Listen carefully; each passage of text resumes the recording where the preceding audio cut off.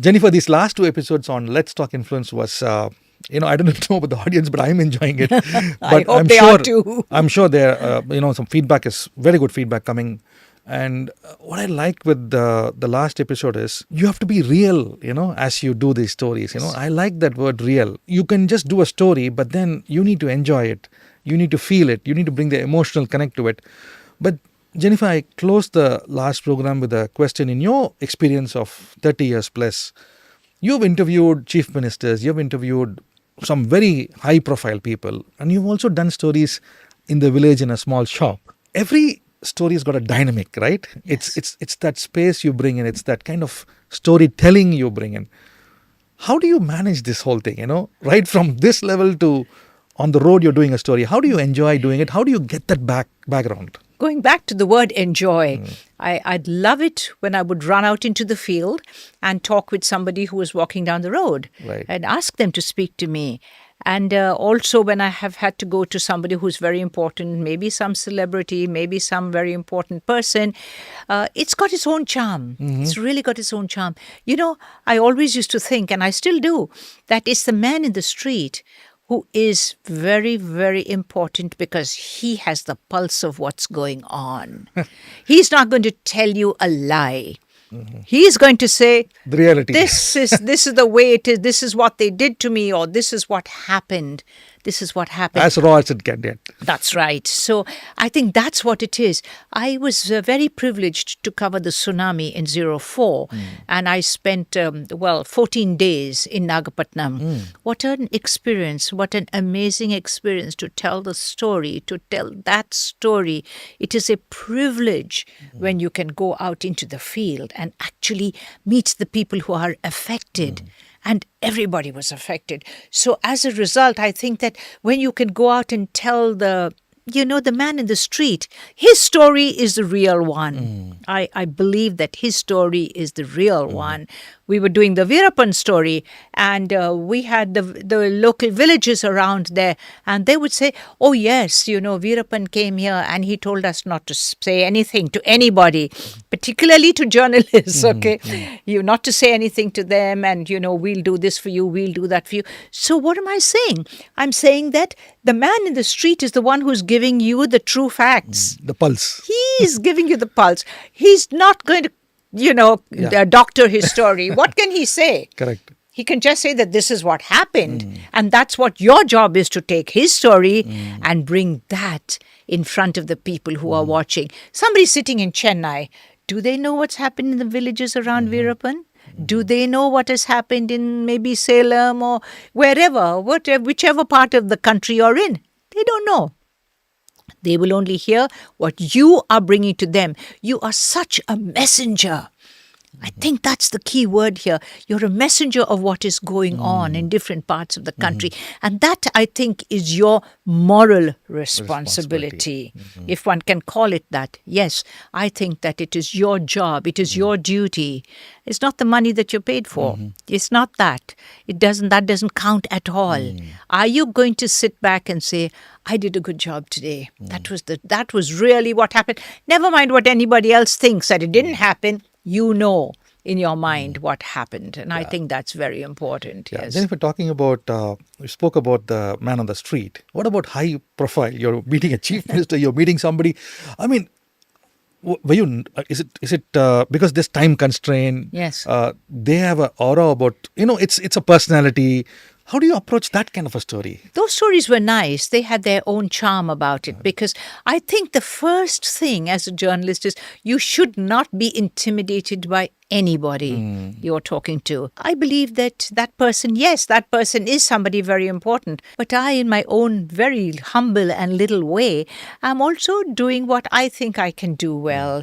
And I think that's very, very important. But for those who are listening to this episode, when you talk about stories, when you're talking about enjoying getting the story done, I like the word you said, you are actually a bridge between... A messenger.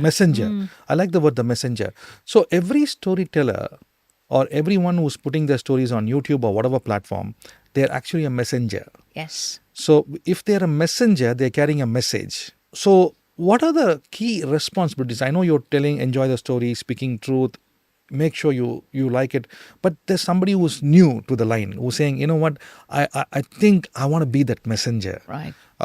What kind of qualities you picked up as you were coming into this line? What were some takeaways which you feel no negotiations in that? Okay. What would that be? I would say the most important thing, the operative word here is new, because when young people are going into this industry, they want to climb to the top within 1 month. It doesn't happen. They don't want to wait. They don't want to wait. You got to earn your spurs, Ashvin.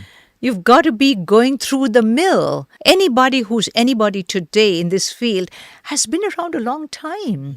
They have really learnt the hard way. So, of course, there's a lot to be said for the fact that if you could have some very basic training. What's the physical way of writing that story? What's the way you can word your whole episode? Who are the people you can bring into that story? Who are the crucial people? Who are the crucial elements to tell that story? These are the little things that matter. And sometimes, you will find that people will go out and maybe speak to their uncle or their auntie or somebody like that and get what they want them to say. No. You cannot do that ever. You've got to be true to yourself because you know whether you've done that or not. And I think that's a very, very important thing because there's nothing worse than somebody plagiarizing your story or there's something, that's really not acceptable to me, at least. I don't know about anybody else. I don't think it's right. In the next episode, Jennifer, we're going to talk about probably some of the best stories you enjoyed. I know every story is good.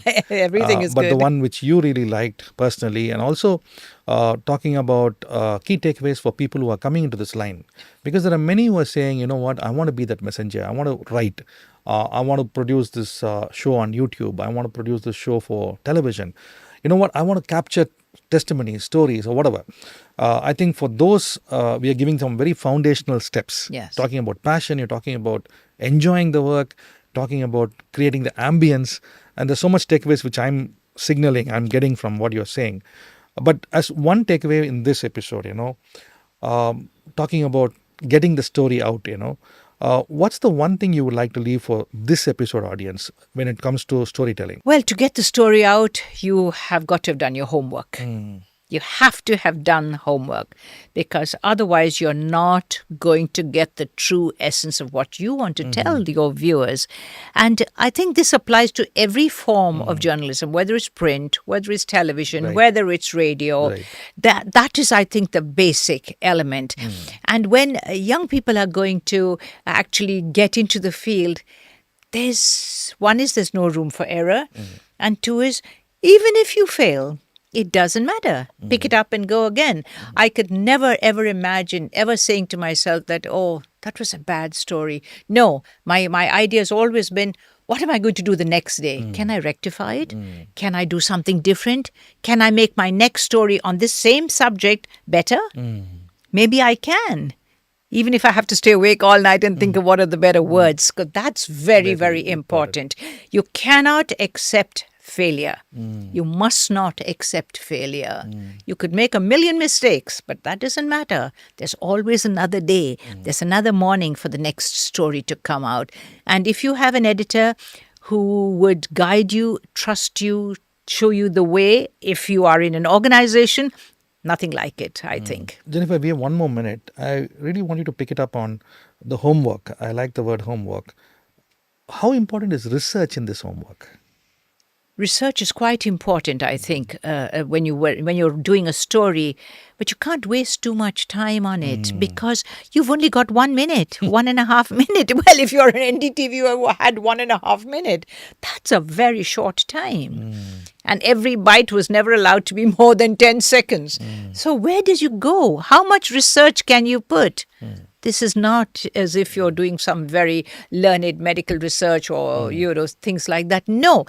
Basic story. What's happened? How did it happen? Who was responsible? What's the outcome of the story? What's happening after that? Is there investigation going on? Are people trying to see why?